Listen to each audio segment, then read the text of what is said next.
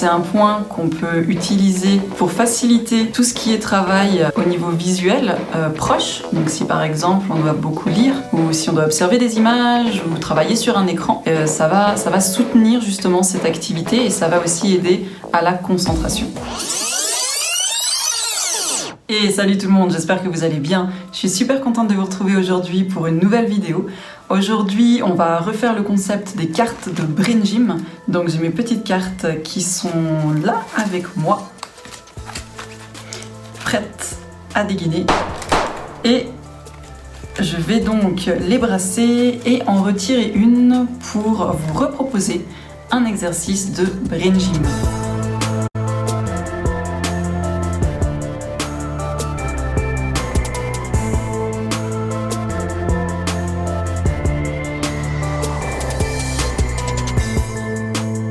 Pour ceux qui n'auraient pas vu mes anciennes vidéos de Brain Gym avec toutes les explications ou qui auraient besoin d'un rafraîchissement, je vais vous remettre ici ou là, je sais pas si c'est à gauche ou à droite, le lien pour aller voir ces vidéos où j'explique un petit peu le concept du Brain Gym, son histoire et les 3 différents sujets principaux.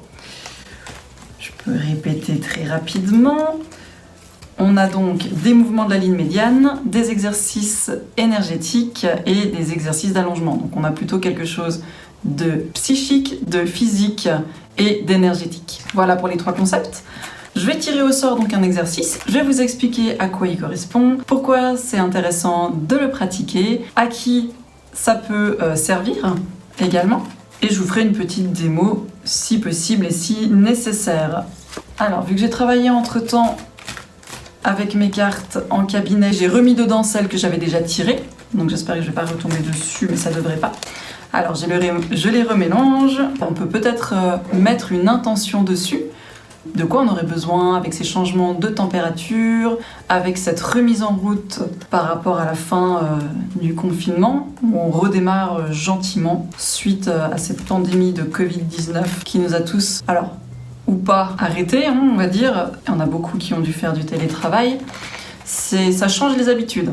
C'est pas la même énergie, on n'avait pas forcément l'habitude de travailler depuis chez soi, donc voilà. Là maintenant, pour certains, il va falloir retourner au boulot, retourner dans les transports publics. Finalement, on se dit qu'on était peut-être pas mal à la maison, il y en a d'autres qui vont être contents de retourner travailler. Mais en tout cas, il y a une dynamique qui va de nouveau changer. Donc est-ce qu'on peut peut-être mettre l'attention sur ce tirage de cartes sur quelque chose pour nous aider à nous réaligner. Alors, hop. Ok. On est sur une carte de couleur bleue. Donc les couleurs bleues, pour ceux qui suivent, c'est les exercices énergétiques. Alors, le petit dessin vous montre les points d'équilibre. Alors, pourquoi cette carte est intéressante ? On demandait peut-être un rééquilibrage. Eh bien, cette carte tombe à pic. C'est, comme son nom l'indique, c'est les points d'équilibre. Donc on va pouvoir rééquilibrer le corps dans ces 3 dimensions. Les 3 dimensions du corps sont les dimensions gauche, droite, haut, bas, avant, arrière. C'est les 3 dimensions qui nous donnent notre position ici et maintenant. Parfois, s'il y en a une des 3 qui est déséquilibrée, pour une raison ou pour une autre, problème de coordination, problème où on est trop dans le mental et pas assez dans le corps, ou l'inverse, problème où on a de la peine à se mettre en avant parce qu'on est toujours ramené au passé. S'il y a une de ces 3 dimensions, voire plusieurs dimensions qui sont un peu déséquilibrées, voire complètement déséquilibrées, ce point physique, énergétique peut venir remettre un peu d'harmonie. Évidemment, ce sont des supports. Des fois, il est nécessaire d'aller un peu plus loin pour aller comprendre vraiment la cause du problème, mais ça peut déjà être un point support pour venir rééquilibrer ces énergies. Si par exemple le déséquilibre n'était pas forcément dû à un gros stress, un gros blocage ou à un problème qui viendrait du passé, de répétition de schéma par exemple, ce point peut déjà rééquilibrer dans l'ici et maintenant. Par exemple, par rapport à ce corona, par rapport à ce confinement, c'est pas quelque chose d'habituel, c'est quelque chose de récent. Donc, si vous vous sentez déséquilibré par rapport à un événement récent, comme cette situation où on a dû changer nos habitudes, et que c'est pas quelque chose qui dure depuis des années, ou quelque chose qui vient tout d'un coup faire ressortir des choses qui auraient été enfouies, qui aurait été enfoui. Ce point va permettre justement de déjà libérer une partie de la surcharge énergétique ou émotionnelle. Alors c'est intéressant parce que ce point qu'on va toucher se situe derrière l'oreille. Je vais vous expliquer exactement où. C'est un point qui est sur le méridien VB. Pareil, j'ai fait une petite explication vidéo explicative sur ce qu'on entend par méridien. J'essaierai aussi de développer un peu plus par rapport à chaque méridien, mais voilà. Il y a en tout cas un méridien par organe, et là on est sur le méridien qui correspond à la vésicule biliaire, la VB. La VB, son terme symbolique, on va dire, c'est sa question symbolique, c'est « quelle est ma place ?» Donc, dans une problématique d'équilibre ou de positionnement par rapport à plein de choses qui peuvent arriver dans la vie, c'est intéressant d'aller travailler justement sur ce méridien. Le méridien de la VB se charge pendant la nuit, entre 11h et 1h du matin. Donc si tout d'un coup vous avez de la peine à vous coucher ou de la peine à vous endormir, ou si vous avez des réveils à ce moment-là, ça peut être un marqueur qu'il y a justement un déséquilibre au niveau de ce méridien. Alors, en quoi ce point peut-il aider concrètement? Il facilite la prise de contact avec les émotions. C'est pas toujours évident de reconnaître une émotion, d'accepter qu'elle passe, qu'elle nous traverse, et de la comprendre.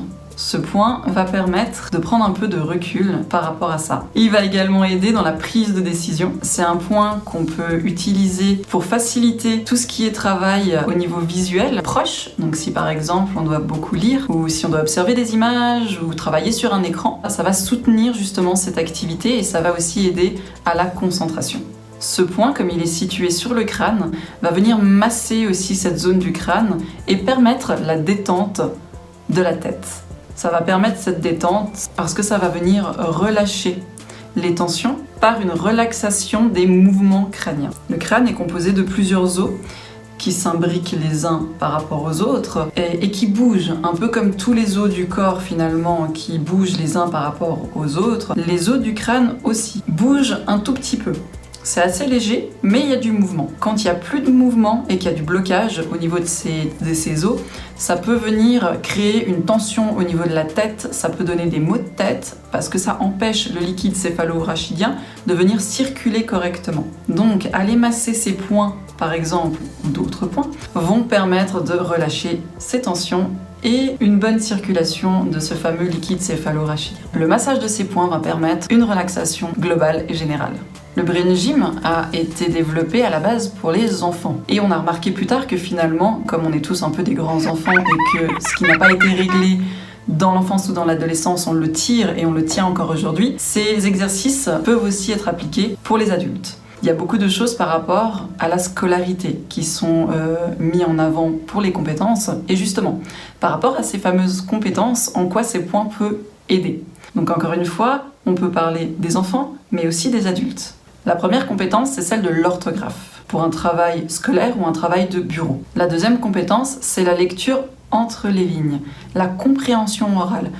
Qu'est-ce que la phrase signifie? Qu'est-ce que veut dire le paragraphe et l'ensemble des mots? Sans forcément les prendre terre à terre, mais en prenant un petit peu de recul, justement, en étant capable de faire ce mouvement-là, même physiquement. On peut le faire, du coup, énergétiquement, émotionnellement, vous avez compris, et prendre un peu de recul sur ce qu'on a lu pour pouvoir le comprendre dans sa globalité. La troisième compétence que ce point va aller travailler, c'est le jugement critique, dans le sens d'avoir une attitude ouverte et réceptive, donc de pouvoir communiquer correctement avec les autres, de pouvoir accepter par exemple la critique et de pouvoir l'entendre et d'en faire quelque chose. Donc de pouvoir être un peu ouvert finalement à ce qui se passe. De pouvoir être ouvert, comme je le disais, à ce qui se passe dans son espace. Comme petit plus, sur cet exercice, on peut ajouter également le mouvement oculaire.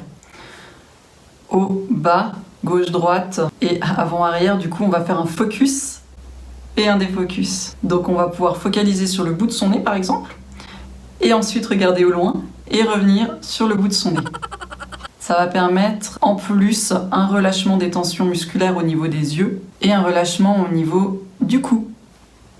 Et du coup, ça va permettre une détente au niveau des épaules, également au niveau des muscles de cette région-là. Ça permet un bon alignement des yeux, du nez et de la bouche. Alors non, ils ne vont pas bouger au niveau de votre visage, quoique s'il y a des tensions, peut-être que les traits peuvent être tirés un petit peu plus, mais c'est surtout d'un point de vue énergétique, c'est-à-dire de pouvoir coordonner le tout, de pouvoir voir, de pouvoir parler, de pouvoir entendre et de pouvoir respirer en même temps, de pouvoir recevoir et donner. Toute cette détente musculaire globale dans cette région-là va permettre également de réaligner physiquement sa tête avec ses épaules.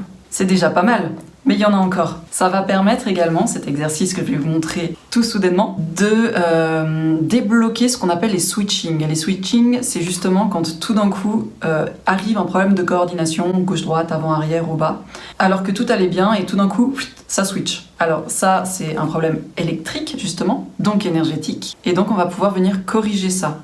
Un switching qui arrive comme ça à n'importe quel moment, c'est pas vraiment à n'importe quel moment. Vous connaissez à comprendre un petit peu le concept. C'est tout d'un coup, on va voir quelque chose, on va entendre quelque chose, on va sentir une odeur qu'on perçoit pas forcément consciemment, mais que inconsciemment, ça nous ramène à un souvenir qui était enfoui ou pas d'ailleurs. Et ça vient faire remonter un stress, chronique ou non d'ailleurs. On va l'appeler chronique parce que si tout d'un coup on est en contact plusieurs fois dans la semaine, plusieurs fois par jour, au même élément, on va dire, qui nous ramène justement à ce stress, qui nous fait remonter ce souvenir négatif. Encore une fois, pas forcément consciemment, on n'en a pas le souvenir, mais le corps va se remettre dans cet état, et là ça peut faire switcher justement électriquement le corps.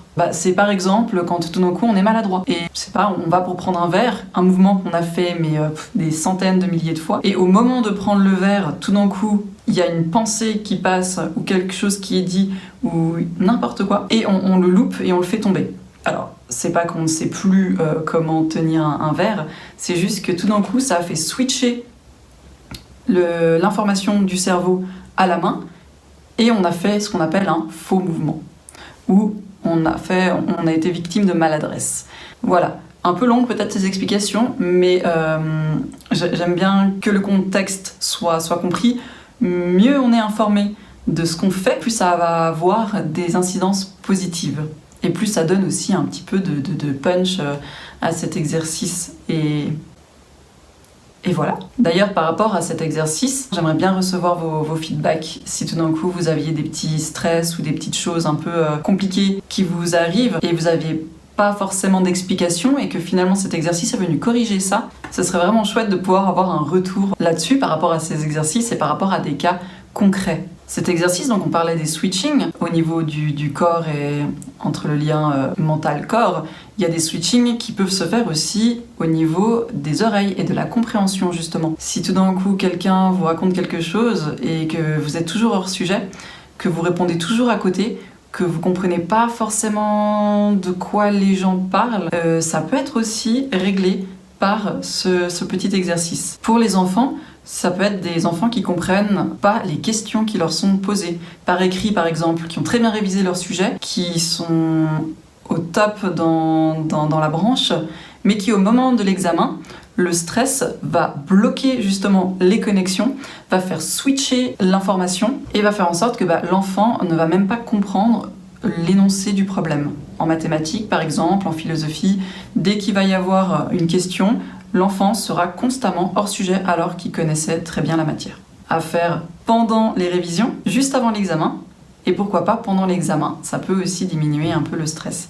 Il y a plein d'autres exercices de diminution de stress que je peux vous donner si jamais ça vous intéresse, mais en tout cas, ici spécifiquement par rapport à la non-compréhension d'un sujet, cet exercice-là est formidable. Alors la dernière, mais pas des moindres, compétence par rapport à cet exercice, et ça va en intéresser plus d'un, j'imagine, il va aider pour tout ce qui est mots de transport. Vous savez, ce moment où on se sent un peu nauséeux, ou quand ça commence à tourner, à bouger, où on n'a plus du tout d'équilibre justement. Comme ça va aller travailler sur notre positionnement et sur l'équilibre, ça va permettre de ramener les trois corps ensemble et de savoir où on est. C'est très proche de l'oreille aussi, hein. Donc forcément ça va avoir une incidence sur l'équilibre du corps et ça va venir redonner comme information « je suis stable ». Le reste autour de moi peut bouger, moi je suis stable. D'ailleurs, si vous avez des problèmes au niveau des transports et que vous prenez généralement des compléments ou des médicaments même pour stopper ça, je serais hyper intéressée que vous essayiez de faire justement ce point-là que je vais vous montrer tout de suite. Et avant de prendre la voiture par exemple ou le bateau et voir voilà s'il y a une différence. Il y a un petit tips qui peut être intéressant, c'est de le faire en même temps qu'une visualisation. Vous visualisez votre voyage en posant votre main sur le front et en venant vous masser ensuite les 20 VB que je vais vous montrer tout de suite parce que oui, je vous ai toujours pas montré l'exercice. Alors l'exercice. Vous touchez le point derrière la mastoïde. Donc, vous avez derrière l'oreille un os et vous allez venir toucher, vraiment ça remonte, hein. C'est comme si derrière l'oreille finalement, vous avez un point qui remontait derrière l'oreille. Donc ça sera vraiment ici. Ça peut être d'ailleurs un peu douloureux. C'est tout à fait possible, hein. Vu que ce sont des points d'acupressure, c'est tout à fait possible qu'il y ait une tension ou un nœud dessus et qu'à ce moment-là, ce soit douloureux. Alors, très bien, c'est que cet exercice est fait pour vous. Donc, on va le faire l'un après l'autre. On va commencer par le point droite. Alors, pourquoi je mets 2 doigts comme ça? Pour une question de polarité des doigts. Je crois que j'en avais déjà parlé dans une vidéo, mais on dit que le pouce a une polarité neutre et ensuite on a un plus, moins, plus, moins. Donc, vu que je ne vais pas toucher avec le pouce, parce que pour moi c'est moins pratique, je trouve, je vais mettre les 2 doigts ensemble, index majeur, pour créer une polarité neutre. Et je vais aller masser justement ce point. Et l'autre main, vous allez la mettre sur le nombril, un tout petit peu au-dessus du nombril, vraiment. Bon, vu qu'en général, surtout chez moi, les mains sont assez larges, ça prend de toute manière l'ensemble du nombril, donc vous avez de la marge d'erreur. Donc voilà, on va aller masser et en même temps, la main posée tout simplement sur le nombril, en faisant des respirations profonde. C'est toujours un moment aussi de détente et de calme. Alors ça peut se faire assis ou debout, pour ça il n'y a aucune contrainte, même pourquoi pas allongé.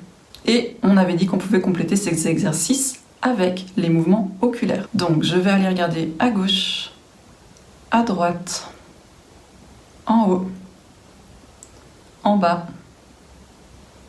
Je vais faire un focus où je vais regarder loin et le bout de mon nez. Alors j'imagine que je suis en train de loucher, loin, et le bout de mon nez. Avec à chaque fois une respiration dans chaque position oculaire.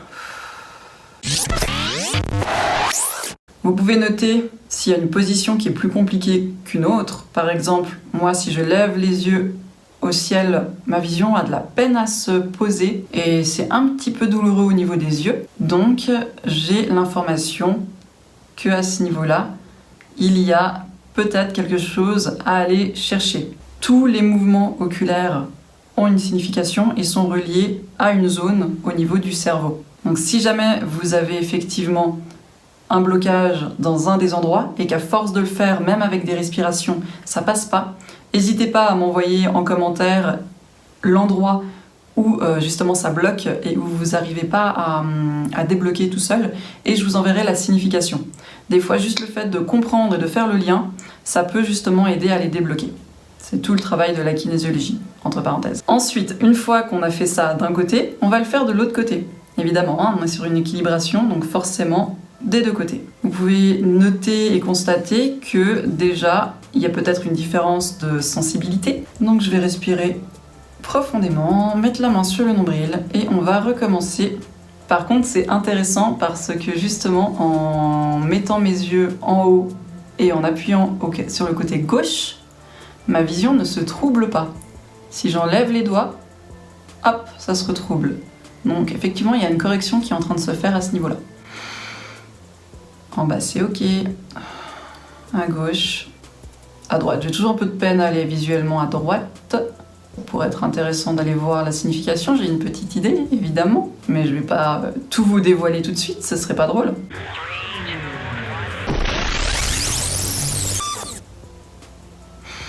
Et voilà.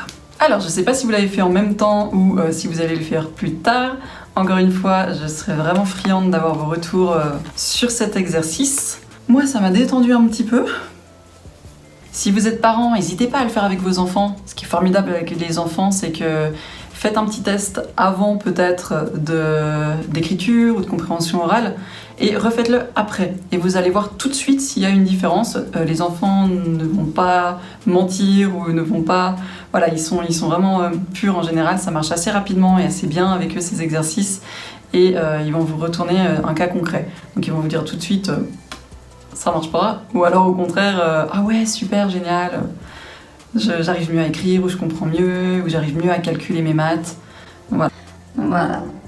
J'aurais encore plein de choses à vous raconter évidemment sur le Brain Gym, c'est vraiment passionnant, il y a plein d'infos qui me viennent, mais je vais pas vous saturer en informations, je vais essayer de faire des vidéos pas trop longue non plus pour éviter justement d'avoir trop d'infos en même temps. Et si vous avez des questions particulières, envoyez-les moi et à ce moment-là, je ferai des vidéos plus petites, plus courtes, avec vraiment juste des explications ponctuelles. Il y a peut-être des choses que je raconte que vous savez déjà, des choses qui sont nouvelles, sur lesquelles je passe trop vite, ou des choses au contraire sur lesquelles je passe trop de temps. Alors n'hésitez pas à me faire les feedbacks. C'est avec grand plaisir que je vous lirai. Alors je tenais vraiment à remercier toutes les personnes qui me suivent et qui regardent mes vidéos.